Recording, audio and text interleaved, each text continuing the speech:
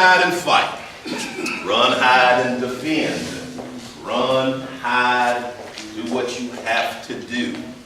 Again, I'll say teachers, I'll say staff. I'm talking about you because, again, they expect, who is they? Your school expect you.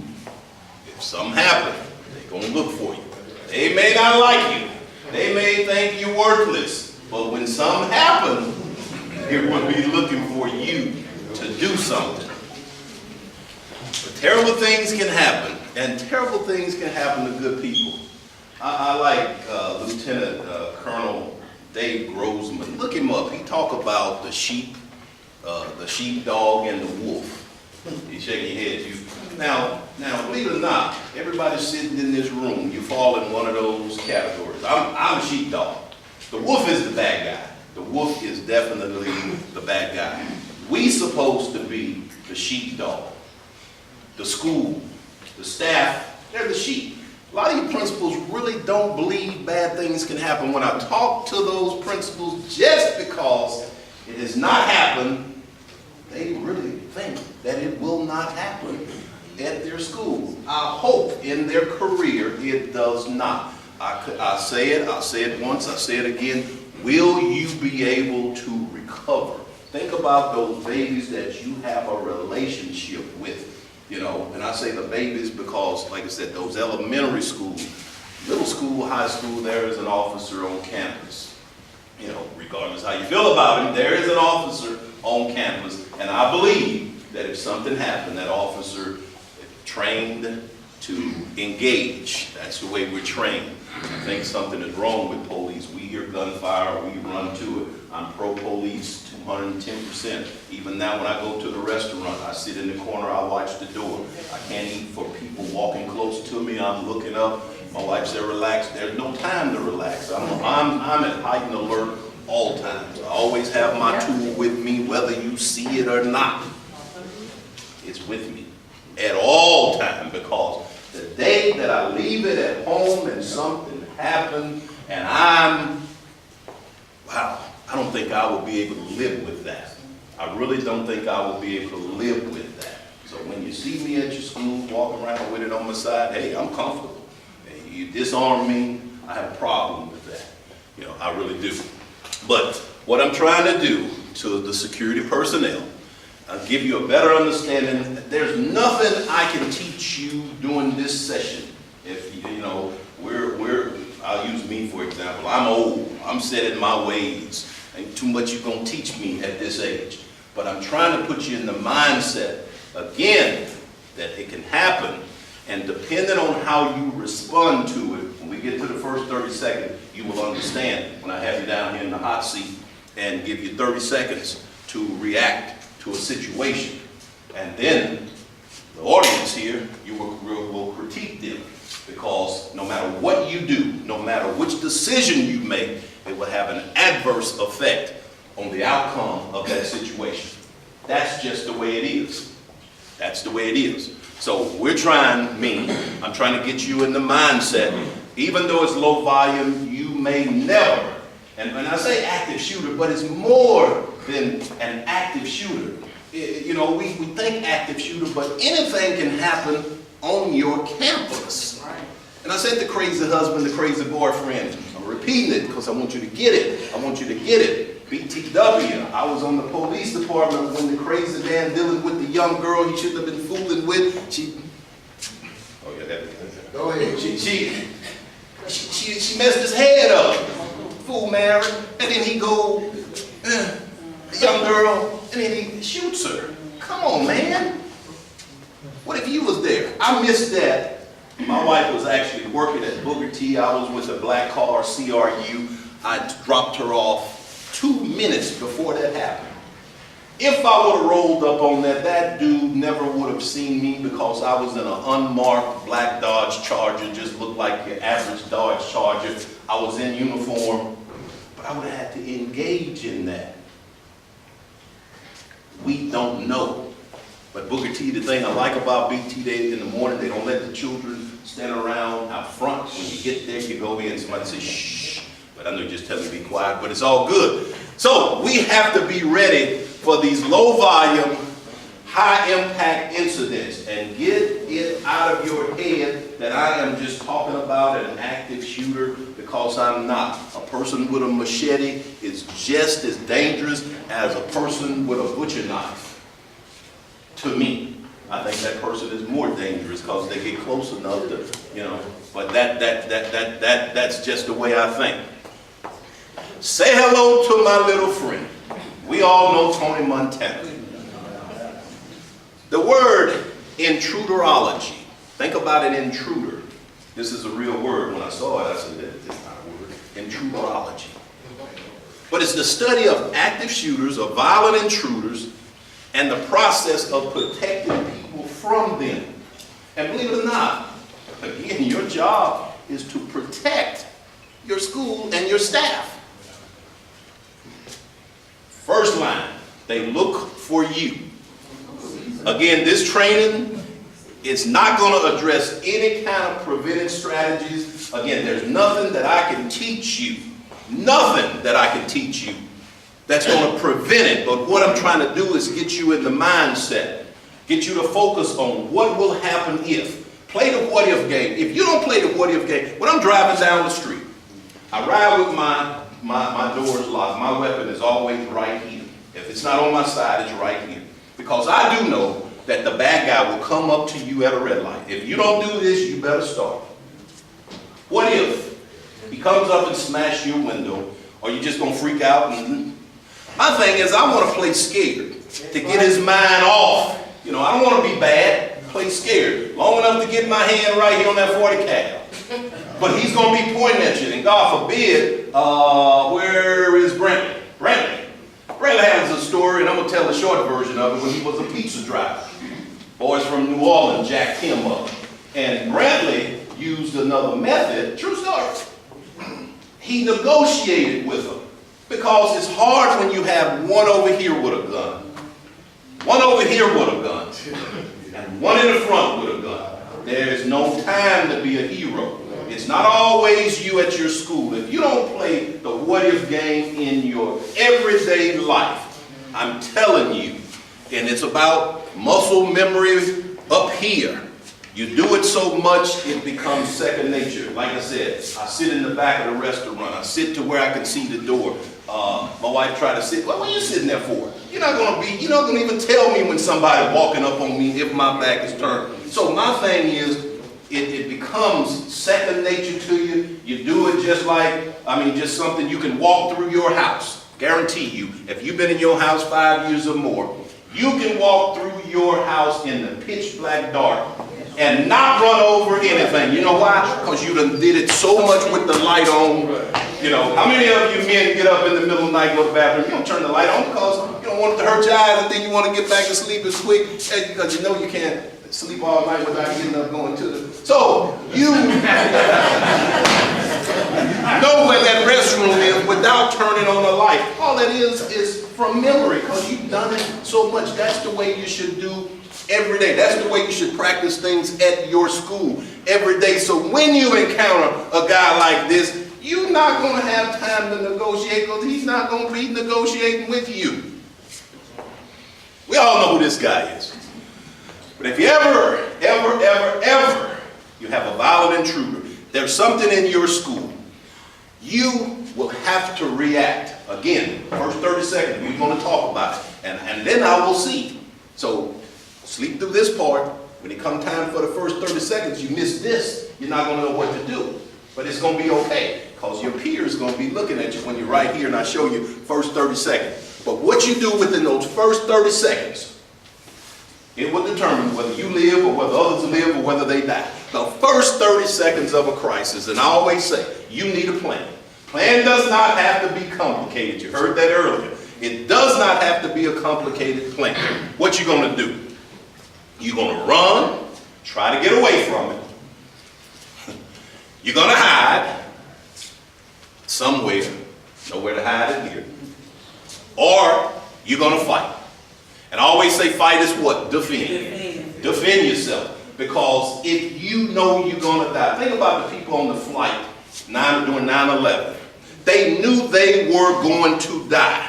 but they still died, but they died in the cornfield or the field opposed to being crashed into a building. Let me look around. I better not say that. I better not say that joke I was about to say. But I couldn't have been on that plane. Let me say it that way. Because some of us in here couldn't have been on that plane. Let me say it that way. Because if you know you're going to die, why not try to fight? And later on you'll see it. You'll be like, you know, but I'm telling you, something kicks in, you're going to die anyway. But what if I fight back? The run, hide, and fight system is not progressive. Meaning, run, hide, fight. Do I have to run? Do I have to hide? Then I have to fight? No, there will be some instances if you're placed in a situation where you don't have time to run because the guy is right in front of you. You do not have time to run, but you do have two best factors, two options that if you remember this, the level of contact, where are you in relations to this bad guy? Get out of your mind, bad guy is a guy with a gun. Bad guy can be that fool that's in your face talking. And you know if you fight him or her sometimes, you're going to lose the fight. That could be your bad guy. So don't think that the bad guy always have a gun or a knife. Not necessarily true. And then you have to think about your location. Where are you? Can you evacuate? Can you get away? But these two factors right here, and no matter what you do, no two situations the same. Let's go back to the 911 call. Everybody heard the shots. Everybody heard the shot. But how many different stories did you hear when they were doing the 911 call? One person said we have a person shot in the foot. I told you earlier when he went in the classroom, he had already slaughtered 20 children and 6 teachers. But the person or persons making the 911 calls didn't know that. So is that information good? Yeah, it's good. I can line 10 people up, show them the same accident. Miss Crew in here yet? Okay, Miss Crew had an accident this morning right there on Bert Coombs, turning there at Tinseltown. Some lady backed into her. But I can show 10 people the same accident. Separate 10 people. It's been done in my career. I get 10 different stories. Are they telling the truth? No, or are they lying to me? They're telling me based on their perception. What they saw. Yeah, some of us see the bottle half full. Some see it half empty. But well, is it half full or is it half empty? It's based on what you see. But now the best formula to determine, and we're still talking about run, hide, and fight, and I'll break down run, hide, and fight. But the best formula is contact plus location. And remember I said contact is what's between you and the attacker. The location, your ability to secure or evacuate the location, equals a response. No matter what happened. Person coming here right now, start firing. Person coming here with a machete. Everybody gonna see it. But you, if you start toward you most likely gonna do this. The person back there may still watch it a while. Excuse me, because of the proximity of you and the attacker. So it all depends on how far that person is.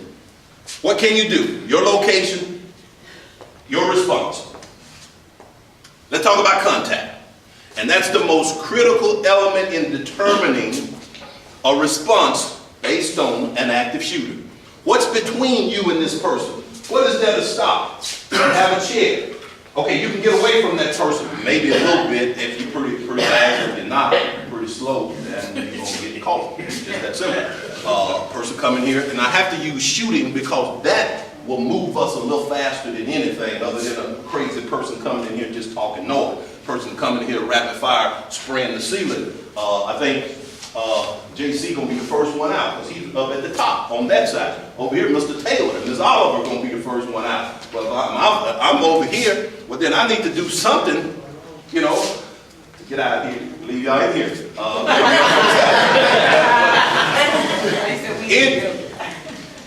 Your contact with that person, that's going to determine what you do. We're back to the word intruderology, and it just divides proximity into two types. You have direct contact. Again, direct contact with the person. The person is right in front of you with a gun. You saw the video of this guy when he walked in. Did he start talking? No. Were they expecting it? No. If I'm not mistaken, in that video there was a security guard. I don't remember if he was armed or not, but he didn't have time to react. But he was talking. He was talking. He would say he was talking to an old girl. So he was talking. And he was the first one to get taken out. And once the popping starts, and there's a difference between firing on a range with earplugs and hearing real sound. For instance, you want to find out, you want to see what's actually going on. And most likely, you're going to be the first person to die because you're going to see what's going on. What's going on? I want to see what's going on. Think about accidents. People have accidents. You rubberneck and boom, you have an accident because you're looking this way, not paying attention to what is going on. You cannot lock the shooter out. Again, you're in close proximity. You trying to run so you can hide. We're still talking about run, but this guy is firing a shotgun. He's firing a shotgun. Highly unlikely you're going to outrun the shotgun. Highly unlikely. Then you have the indirect contact. Now this is the one where you know that this intruder is inside of your school. And again, I'm saying this to you, but at the same time, you're about preserving life on your campus. You're going to have to be letting people know what you're doing on your campus. If you're running and hiding like everybody else, every man for himself, in the end, and they're going to be like, okay, you was the captain, you were supposed to go down with your ship, but it was every man for himself. And I need you to realize this, and I'm getting ahead of myself. Everything you do in run, hide, and fight, it is a delay. I'll tell you later that it's that 911 call that has to be made. If that 911 call is not made, the cavalry is not coming. I'm getting a little ahead of myself, but you have to make the 911 call. And again, it disturbed me when I did this with teachers, and I had teachers to say, I cannot dial 911, my principal will not allow me. I cannot pull the fire alarm, and I even said, okay, there's a fire right there. You can warn people that there's a fire. Will you pull the fire alarm? Not before I talk to my principal. Seconds matter. Seconds matter. So you will go over and get the fire extinguisher and attempt to put the fire out. But you won't pull the fire alarm to get people out of the building. What happens if the fire goes up the wall, down the hall, in the ceiling, and burn everybody up? Now I'm going to tell you something. I'll cut this part out of my video. At your school, you practice fire drills, correct? Yeah. What other drills you practice? Okay, all right. Tornado drill, fire drill. Good enough. Watch this. You practice tornado drills, fire drills. Let's look at this building. There's an exit sign here, exit sign there. There's a fire extinguisher right there. What's in this building about an active shooter? What's in your school about an active shooter? Do you practice active shooter drill? Do you practice if a crazy person come into school? No. I got one better than that. You practice and they teach you how to get out of school. You run outside, the kids are outside. Do you ever practice if your children are on recess? Yeah. How to get back in the building? Because I go to the schools and when the children are on recess, and I'm talking about the babies now, because you don't have to worry about too many of the grown folk. Grown folk won't really kind of take care of themselves in a sense. But the babies, they need to be told what to do. But I just go when they're on recess and pull on the door. Somebody has a key to get back in. When we get to 30 seconds, first 30 seconds, when you see these scenarios and you're down here, And you have to react. I will see what you will do. Your peers will see how you will react in the first 30 seconds. It's designed to make you think, because no matter what you do, it has an adverse effect. First 30 seconds, no matter what you do, has an adverse effect. But we don't practice how to get back in, but we practice how to get out. Okay. Location. And there are many different kinds of locations that attack can occur. Anywhere in your school. Most of the time it's in the office. A lot of times, parents, crazy people come in and they go down the hall. But again, back to intrudology classifies, there's two types, so you can put these locations two types. You can either secure the location, or you can't. Can this be a secure location if somebody coming in? No, the average person, if they come in this door, everybody gonna try to get out that way, because you've been here long enough to know, that means I can get out safe. If they come that way, okay, then it's every man for himself going this way, correct? It cannot be secured, but there are two. Y'all remember that word? Intruderology. You'll see it again. Intruderology. Talking about an intruder in your school. Whether you can secure it or not. So we'll think about it. These kids are in what they call a securable location. All in the bathroom. There's going to be one door. It's securable. It's a degree of protection. But I'm back to this, same thing said over. All they're doing is trying to delay. If 911 has not been called, nobody is coming. Nobody's coming. I just want to see hands of anybody that's been told they cannot dial 911 at the school. Okay, good enough. That's too many hands for me.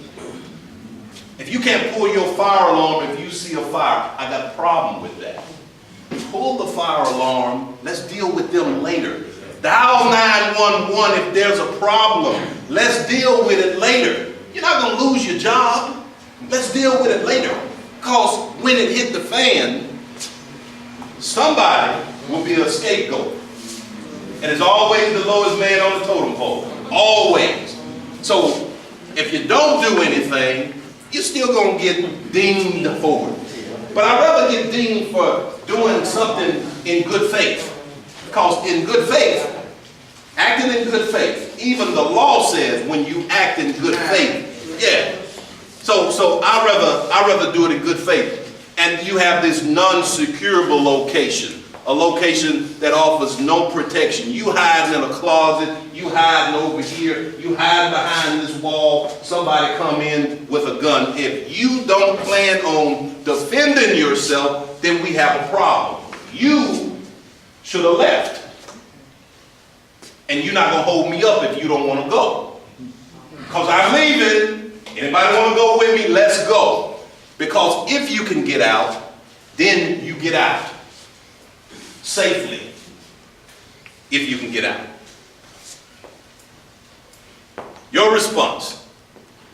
Your response options are, you have direct or indirect, your location, whether it's secure or non-securable, in intrudology, three options.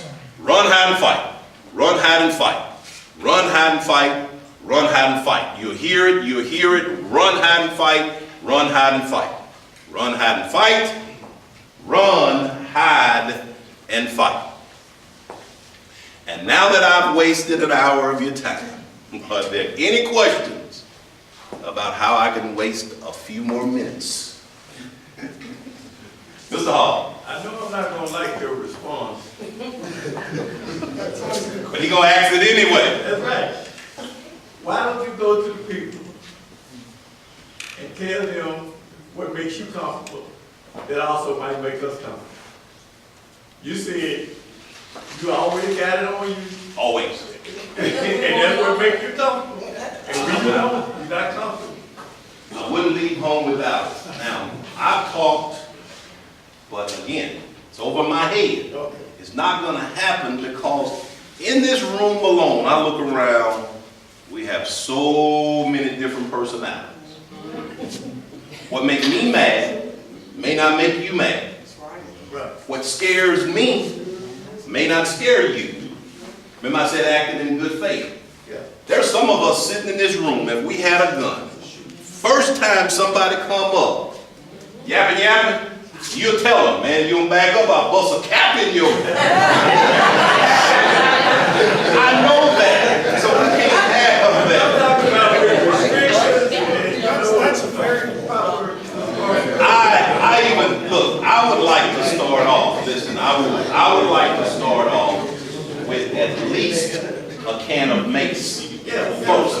Mace is less lethal. You could spray anybody with mace. And well, let's start with the mace. I think we had tasers. We take the end out, we can drive something everybody. See a reaction. And you'll tell them, I know it's not going to get, there's not no long lasting, I already know that. But the school board thinks about liability purpose on their part. So it's not going to happen anytime soon. Like I said, it took a little while for me to convince them that the patrolmen that carry a dangerous weapon, deadly force weapon, they need something less lethal. So just got them, and I started to bring that video to show y'all. They went through mace training. It would have been a pretty funny video just to watch. And then I said, trying to incorporate that and give every coordinator at least a can of mace. So when there's something going on, not the students, and I try to sell it to them when the crazy folk come up to the school. But then I can see it. Hey man, you don't get off my campus. And he started walking and you sprang for GPs. And he was leaving. So the thing is, it's not going to happen anytime soon. Run, hide, and fight. I went through it kind of quick. Yes? Yes, sir. The conversations about lockdown, are these conversations happening from yourself or Roy with principals at any time or another? Yeah, we got that coming up. You're ahead of me. But we talked about lockdown because again, it don't show the hand, but I guarantee there's somebody in here don't know the difference between a lockdown and a shelter in place. We had like 1 or 2 lockdown years last year. Right. And a lot of times, and I'm getting ahead of myself when we start talking about lockdown. But lockdown, shelter in place, even when I get into the enhanced lockdown, you don't do it, but I'm telling you, you need to have it up here in your head in case, you know what? I was going to ask, let me see the hand, don't raise your hand, I was about to ask, let me see the hands of the people driving a car that don't have insurance on, but don't, you have insurance on your car just in case something happens. Yeah, so I want to put a thought in your head just in case something happens. If you don't have insurance, you just know nothing gonna happen. But God forbid if something happens. But you have insurance on your car just in case something happens. You're covered. Yeah, so I want to put something up here again. I say the same thing over and over and over and over and over. You're gonna hear it again because I want you to get it up here. So the day it happened, you can't say I didn't tell you. Because when I show up at your school, I'm gonna say, I told you. Hey, Ms. Goodson. Yes, sir. I don't need to take it off the subject, but my question is... But you're going to take it off the subject anyway.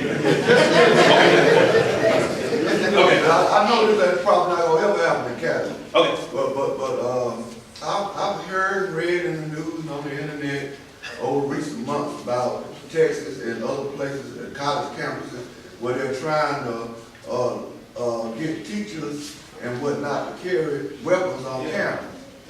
I feel like some of these teachers here are more throwed off than some of the kids. they don't need no weapons on campus, So I just want to know your perspective on that. Yeah, he said he was going to ask me. Here's the thing, I answered that. We have so many different personalities. We have teachers that actually have permits, but it's school policy you cannot carry the weapon. No weapons on yeah, because here's the deal. I said it earlier, I'm repeating. You intend on shooting the bad guy, and you hit a child. Children are everywhere, depending on what you are carrying. Some of these walls are thin. I shoot at this guy, miss him, go through the wall, hit a kid in the head in the next classroom. You're the parent of that child. What can I tell you? Caddo would not recover. So it's best that we allow the professionals to carry a weapon and not the crazy teachers. Yes, Ms. Thomas. Question, when we were looking at the video, you said that Y'all listen up so y'all can hear us. when we're doing a drill, or if this actually happened, and we got the babies out, and they are outside when this happens, how do we get them in? Do we really want to get them back in the building? Okay. Listen. How many times have there been that false alarm call and you don't know if they're really trying to get the kids out to boom? Now, you got the kids out, it's a false alarm, they start shooting. All I'm saying is, think about it. Practice getting them back in. Because if the door is locked and the teacher is the only one with a key, and God forbid, I don't want to be the janitor running around if I got an active shooter. I'll get into that about the doors being locked when you teach. Not you, but the teachers. Because what are they going to do? Call Mr. O'Neill, have him running around, locking the doors? No, the door should have been locked to where when you close it, but that's on the lockdown. But I go, let me tell you this, and like I said, I'm in 5 minutes, and no matter where you're at, if you want to ask questions, I'm going to let everybody else go on break in 5 minutes, so just think about that. But anyway, when I first started with Caddo, I know they didn't know me in Caddo, but I had my weapon on, my tool, and I'm going to show you the difference between what I call the city schools and the country schools. I walked around schools, took this off, had on my little tie and my gun, didn't have one, took my little badge off. Wasn't questioned not one time. Went in classrooms, sat in the back. The teacher wanted to ask, but didn't. Got up, walked out, walked around until I found a classroom that was open, stood up a little bit, looked around, found a seat, sat. I did this at several schools. Then I went back and talked to the principal. I said, why nobody questioned me? Oh, Mr. Otis, they did not know who. But I pulled that in the country. Every country school. And if you don't, every country school. I walked on, they saw the gun, they looked. They was a little reluctant. Black man with a gun. Oh, can I help you, sir? Hey, I'm good. Going to the office, I'm good. Now tell me, somebody just, no. Yeah, you can talk to me, we got 3 minutes. Tell me what's the difference between the city school and country school, where the country school, I tell you, they don't know you in the country, and they're like family in the country. Why can't we be like that? That's the way you should be when you're at your school. When you see somebody walking around that you don't know, hey sir, can I help you? No, I'm good. Have you been by the office? Oh, it's okay. If they're not, how you know that ain't the crazy husband? The crazy boyfriend, looking for, and then when it happened, you had a chance to stop it. But you didn't even question it. But you saw him. Don't tell nobody you saw him, because now it's, that scapegoat I was telling you about, that's you, because you could have stopped him. If he looked like me, dressed like me, psh, I don't know you, man. I used to do that to drug dealers when I was on the street. Pull up, it's hard to catch a person selling drugs when you're a street cop. But when I pulled up on my corners, and there was a new drug dealer, I get out, hey man, I don't know you, what's your name? He tell me F you, oh, okay, F me, let me, click. Next day when I go, hey man, I don't know you, what's your name? Oh, let me tell you, they call me Bo Peep. Okay, look bro, I come to work at 3, I get off at 11, don't sell no drugs on my corner. Hey, identify them people on your campus that you don't know walking around, because when they hit the fan, they're going to roll them cameras back, and you walk right by. My principal walked by me with a gun. You don't know me, but I look like somebody. Can I help you? No, you can't help me. Okay, have you checked into the office? I'm telling you, when it hit the fan, and it's on your watch. Any other questions? One more minute, then I'm on your time. Hey, y'all good. I like that. No question?